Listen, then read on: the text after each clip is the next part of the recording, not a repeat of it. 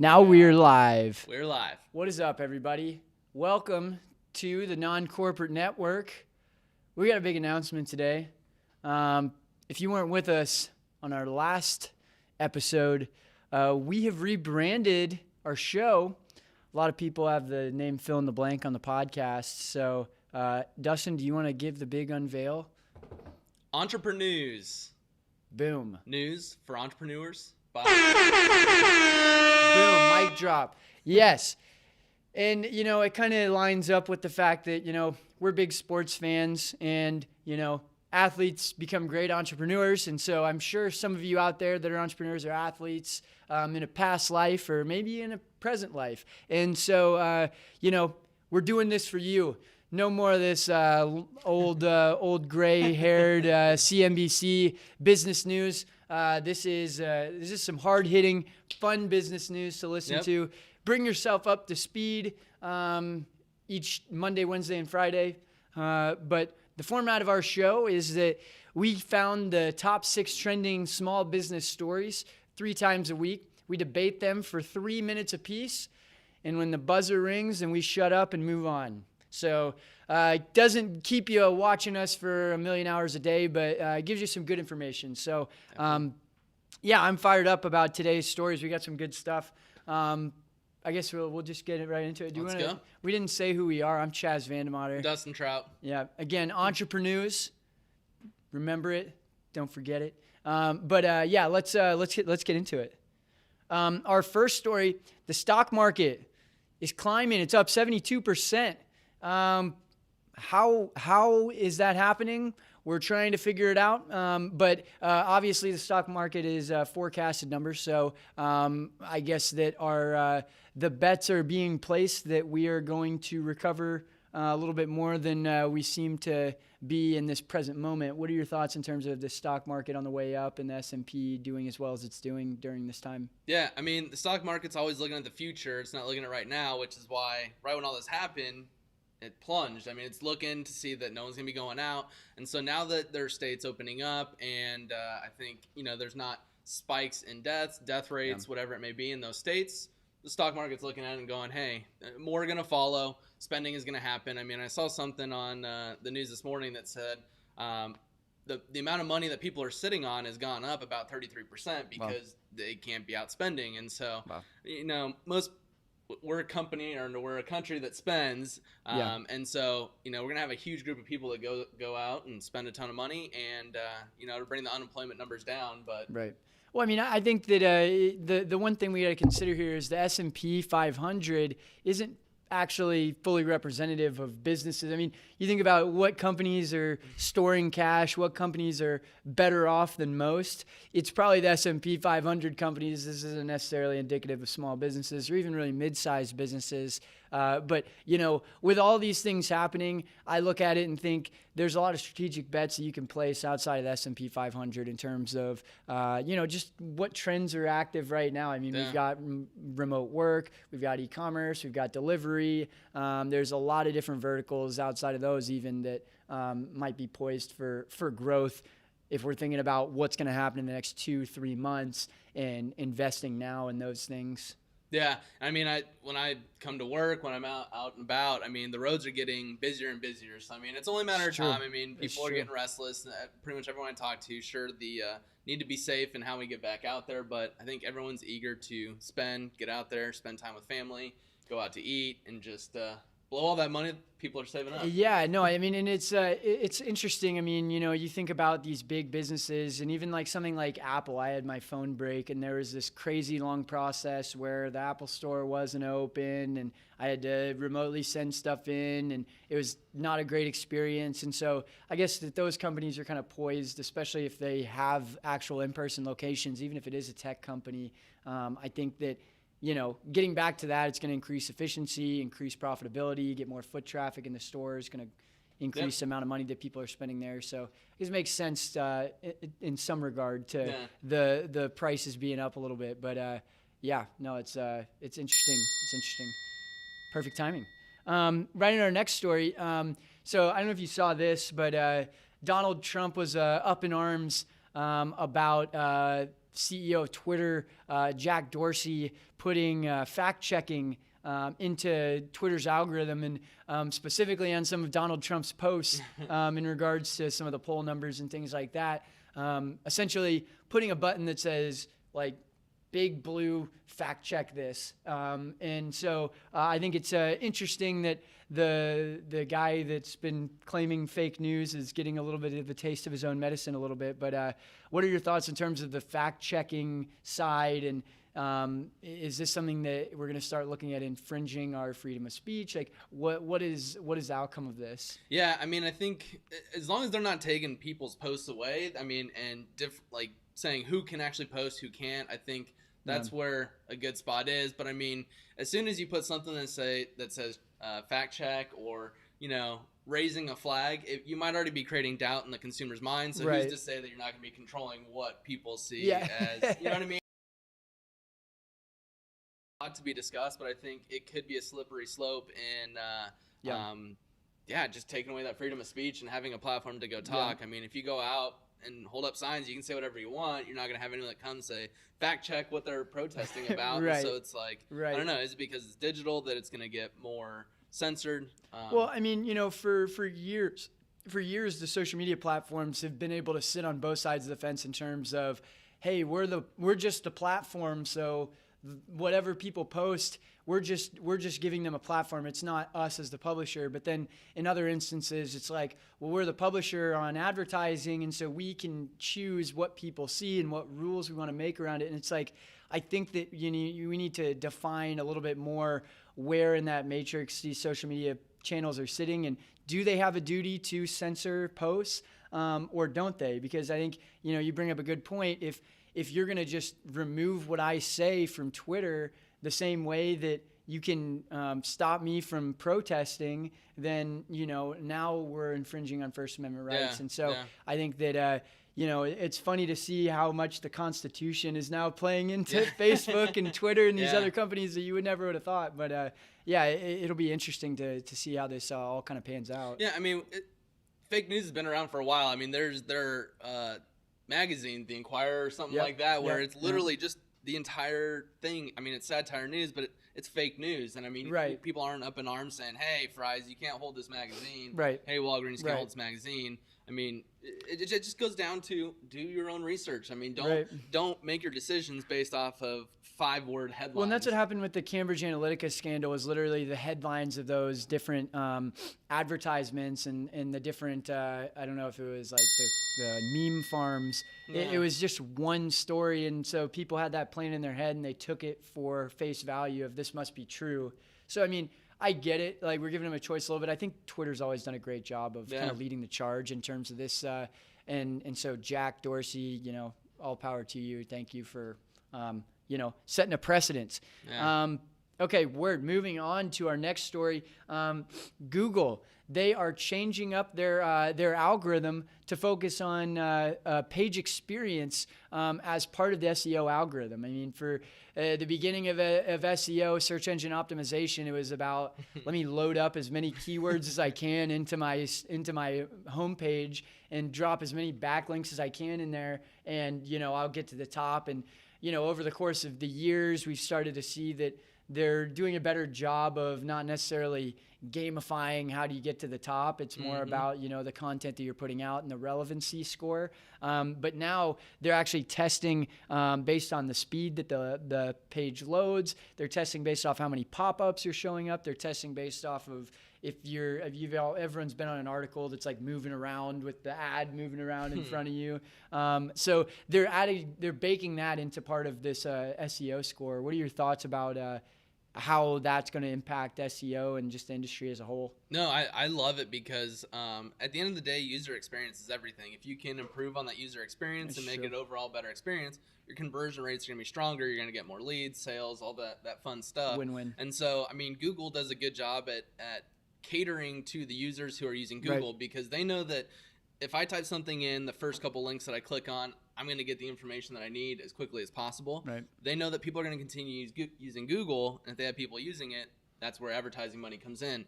And so at the end of the day, I mean, you're not going to help. The whole point of doing SEO is to drive more organic traffic to then drive sales. having a page that has nothing but, the keyword that you're trying to go after 380 times, that's not going to help drive a sale. So at the end of the day, it's a move that, sure, it's going to take more thinking and more content creating, and which creates jobs, all these jobs that people are saying can be taken away. But I'm all for it. Yeah, I mean, we're a social media company that does social media for people looking for social media. It's like, I don't want to read that in your description, you know? So I think that, it's interesting. History repeats itself, and they've optimized that content side. And so optimizing just the load speed and things like that, I think is definitely interesting, especially as we continue to phase out the old wave of programmatic advertising and banner ads and replace them with better formatted ads and better like CTAs with chat and things of that nature. So, I mean, I think that we're really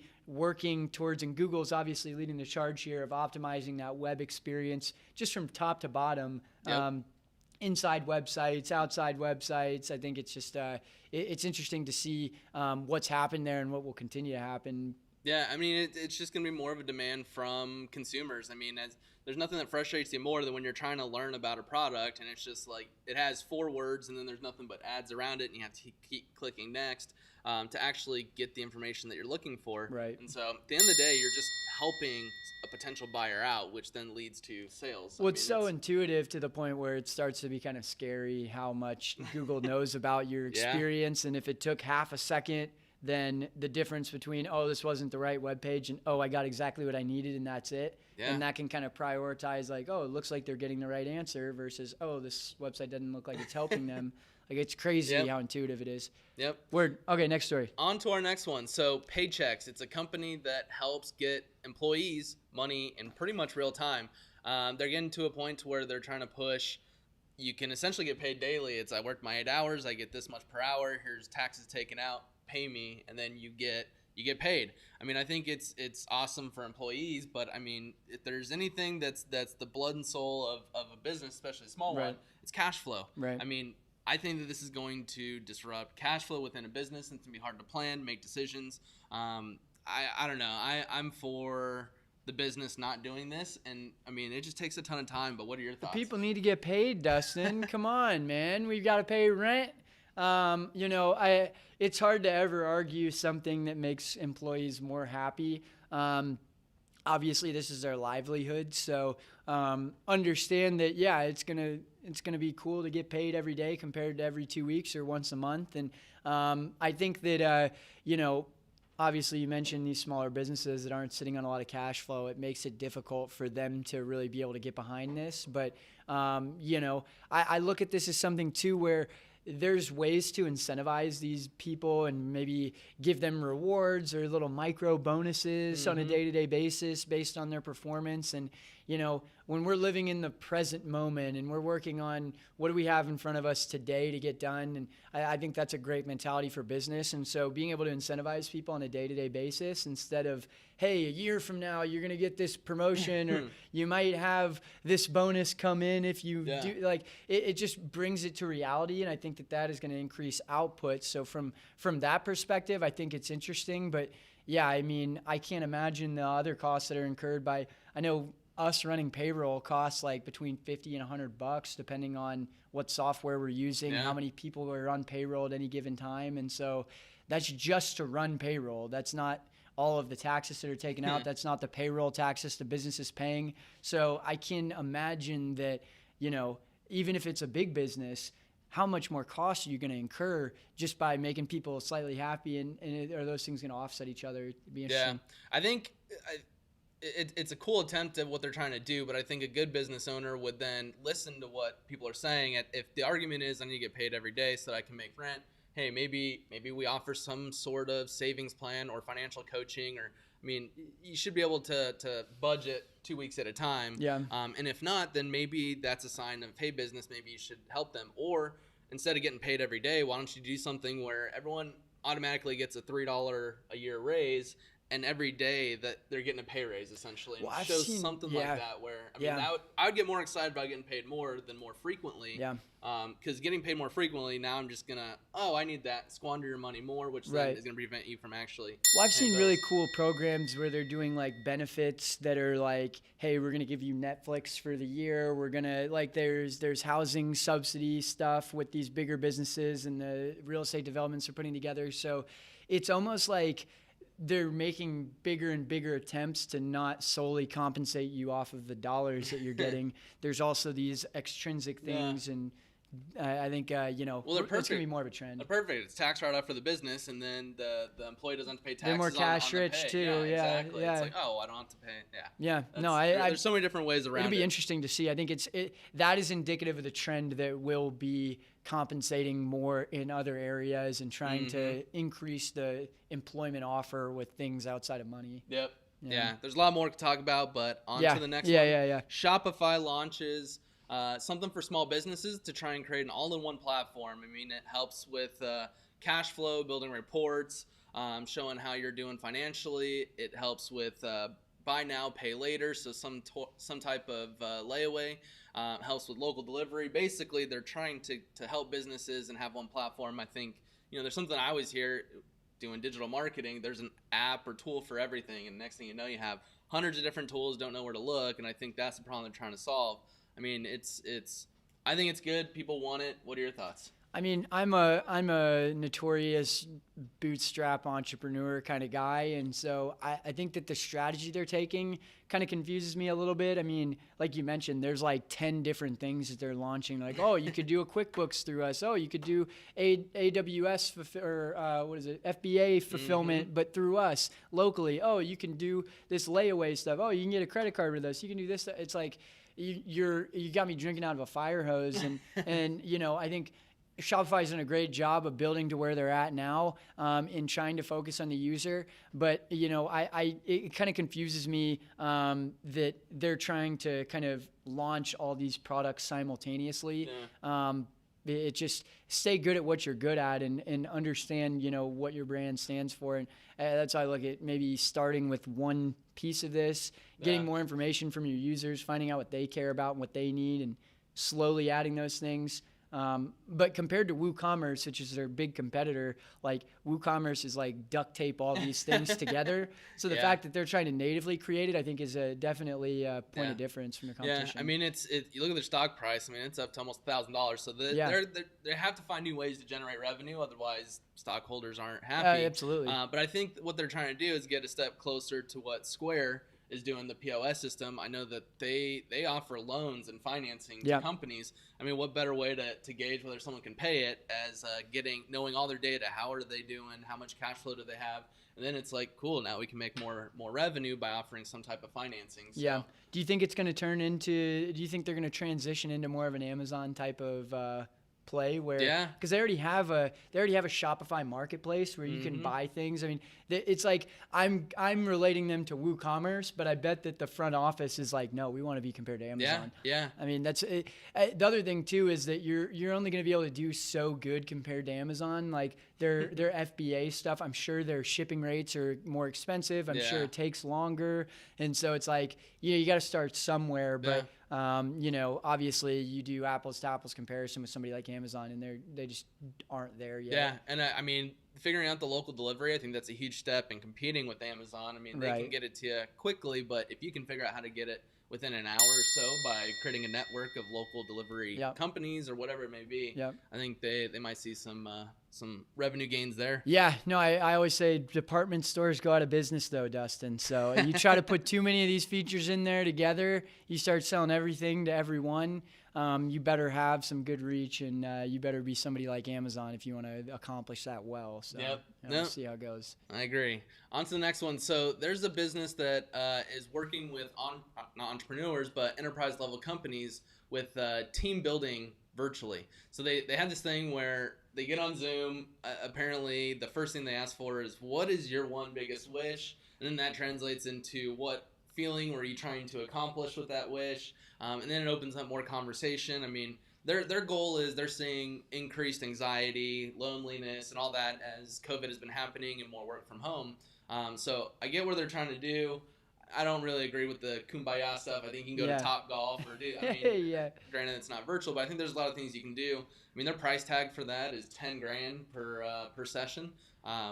You send everybody a Slack line to walk around in the living room together. I mean, it's tough to team build that way. I mean, I don't know if you necessarily need to be paying somebody $10,000 to ask questions you could ask your own employees, but granted, I don't know enough about it to be able to comment on that side. But I think that the point is that there's some anxiety, there's some mental health issues that are arising based off the fact that people are kind of cooped in their house. But, I also see that over 50% of people want to continue to work from home. So it's like there's a segment of the home workers that are affected by this. It's not 100% of people that are working from home. So, I think, you need to build your team and figure out how to do so remotely. Culture, we know, is a huge part. Mm-hmm. And when you remove yourself from that office setting and from having your team with you in the same place as you, it's not the same kind of effect in terms of culture. So you have to think of ways to inject that in. I just think, we're already on enough Zoom calls, having somebody come in and do the kumbaya thing compared to like sending people like little gifts or sending them like make everybody make a video or so. I don't know. The other thing is it's going to take up people's time too, and they probably want to keep working. And so now you're pulling them out of their work. And it's interesting. I think that there's an opportunity. I think the biggest thing we can say about this story is there is a window of opportunity for some kind of remote culture building product.